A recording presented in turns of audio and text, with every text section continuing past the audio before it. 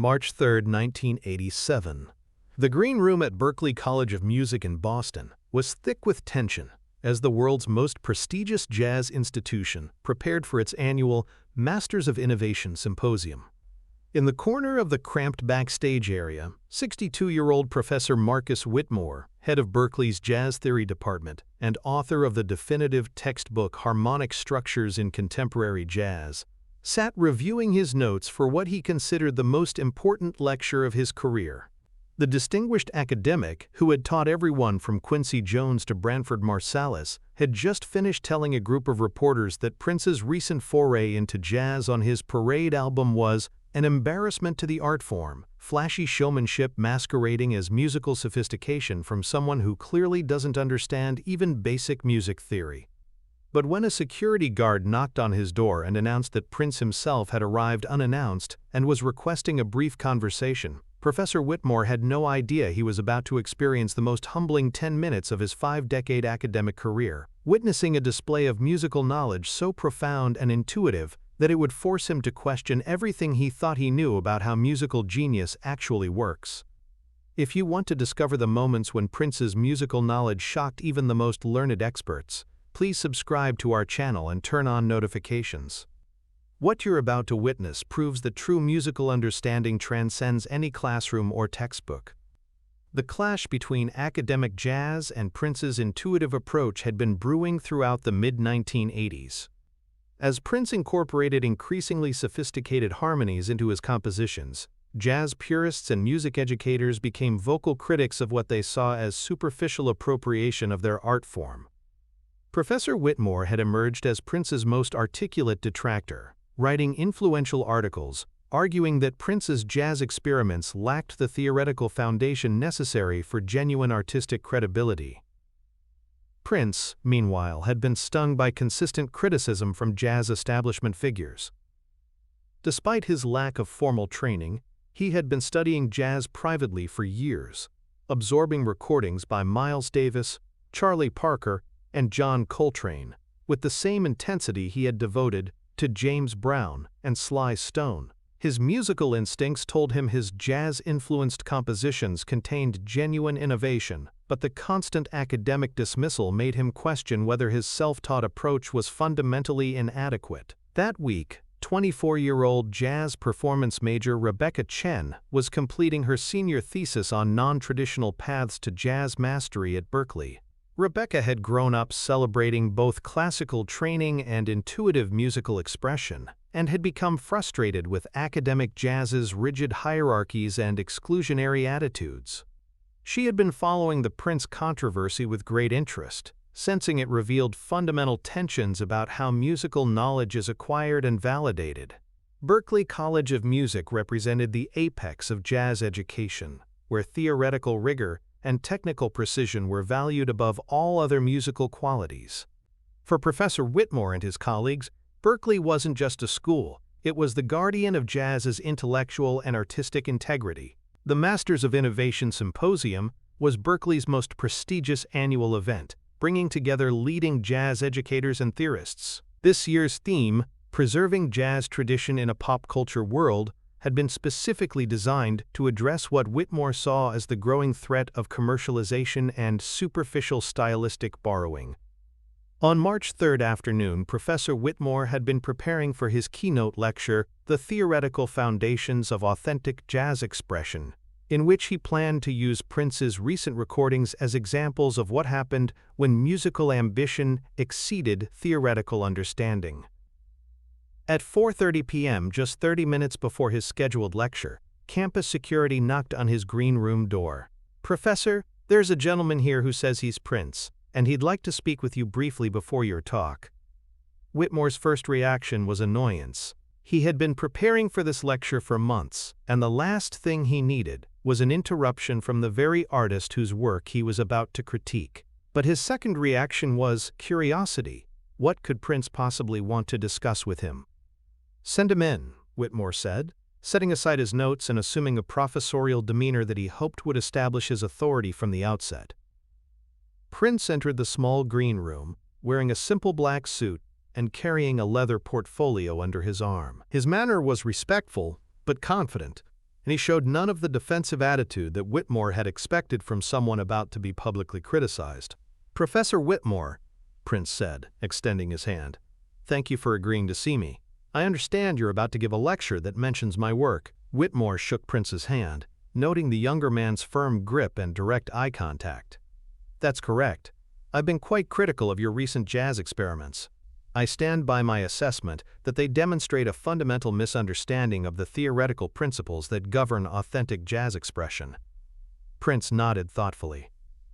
"I respect your position, and I understand why you might feel that way based on what you've heard. But I was wondering if I could share something with you that might provide a different perspective on my approach to harmonic theory. Before we reveal what happened in this extraordinary encounter, I want to ask you something. Have you ever assumed someone didn't understand something complex just because they learned it differently than you did? How did that assumption change when you saw their actual knowledge? Share your thoughts in the comments below." Whitmore was intrigued despite his skepticism. In his decades of teaching, he had encountered many musicians who claimed to understand jazz theory intuitively, but few could demonstrate that understanding when pressed for specifics. "I suppose I have a few minutes," he said. "What exactly did you want to show me?" Prince opened his leather portfolio and pulled out several sheets of handwritten musical notation. But these weren't standard lead sheets or chord charts. They were complex harmonic analyses that mapped out the theoretical structures underlying several of Prince's most jazz-influenced compositions, written in a musical vocabulary that immediately caught Whitmore's attention. "These are harmonic reductions of 3 pieces from my Parade album," Prince said, spreading the papers on the small table between them. "I wanted you to see the theoretical framework I was working from, even though it might not be immediately apparent in the recordings." Professor Whitmore leaned forward to examine the notation, and his expression quickly shifted from condescension to genuine surprise. Prince's analyses demonstrated not only a thorough understanding of advanced jazz theory, but also an innovative approach to harmonic movement that Whitmore hadn't encountered in his years of academic study. The papers showed complex voice-leading patterns, sophisticated chord substitutions, and rhythmic structures that revealed a deep grasp of jazz's most challenging theoretical concepts. "Where did you learn to write analysis like this?" Whitmore asked, his tone becoming more respectful as he studied the intricate notation. "I taught myself," Prince replied simply. "I've been studying jazz theory for about 8 years now, using textbooks, recordings, and a lot of trial and error. I don't have formal training, but I've been working through the same theoretical principles you teach here at Berklee." Whitmore examined the analyses more carefully, realizing that Prince wasn't just demonstrating theoretical knowledge. He was applying it in ways that showed genuine creativity and musical insight. The harmonic progressions revealed an understanding of jazz theory that went beyond mere academic comprehension to actual innovative application. "This passage here," Whitmore said, pointing to a complex chord sequence in one of Prince's analyses, "shows a level of theoretical sophistication that most of my graduate students would struggle with." "How did you arrive at these harmonic choices?" Prince smiled slightly. "The same way Coltrane arrived at giant steps, or the way Bill Evans approached modal harmony. I studied the theoretical principles until I understood them deeply enough to use them as tools for my own creative expression, rather than just following established patterns." Now I want to ask you something that might change how you think about musical education. When have you realized that passion and dedication could substitute for formal training in ways you never expected? The most shocking part of this story is about to unfold. For the next several minutes, Prince walked Professor Whitmore through his harmonic analyses, explaining his creative process and demonstrating a command of jazz theory that was comprehensive and personally innovative. He discussed the mathematical relationships between chord progressions, the historical development of harmonic concepts, and how he had adapted traditional jazz principles for his own compositional goals. What amazed Whitmore wasn't just Prince's theoretical knowledge, but the depth of his musical thinking. Prince understood jazz theory as a flexible framework for creative expression, not rigid rules. He could explain why certain harmonic choices created specific emotional effects, and how theoretical principles could be expanded without losing their essential character. "You've clearly put enormous effort into understanding these concepts," Whitmore said, his hostility completely dissolved.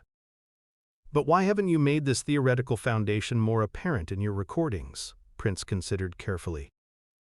"Because the theory is meant to serve the music, not the other way around. When I'm performing, I'm trying to create emotional experiences for listeners. The theoretical knowledge informs my choices, but it doesn't drive them." The distinction was profound, forcing Whitmore to reconsider his entire approach to musical evaluation. Prince was suggesting that theory should be invisible, a tool that enhanced creative expression rather than becoming the focus itself.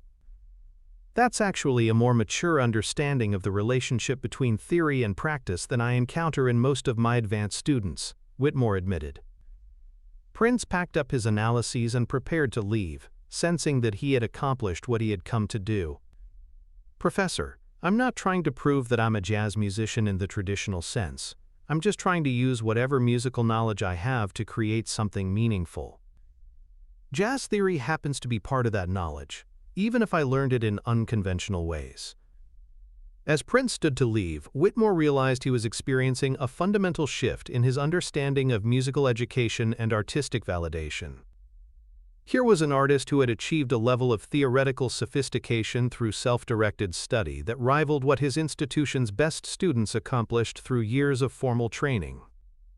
More importantly, Prince had demonstrated that theoretical knowledge could coexist with popular accessibility without compromising either quality.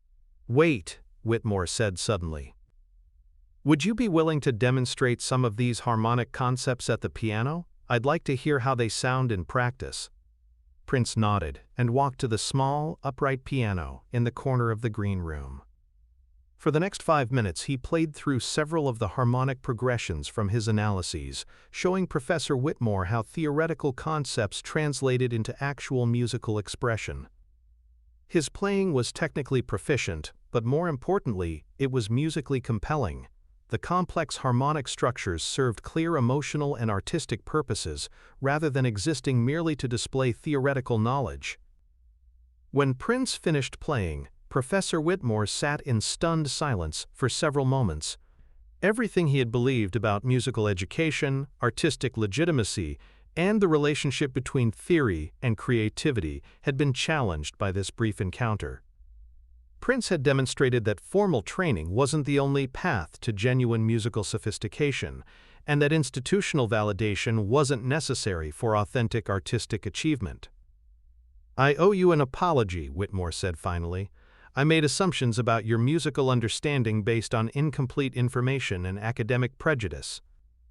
You've shown me a level of theoretical knowledge and creative application that would be impressive in any context." Prince smiled.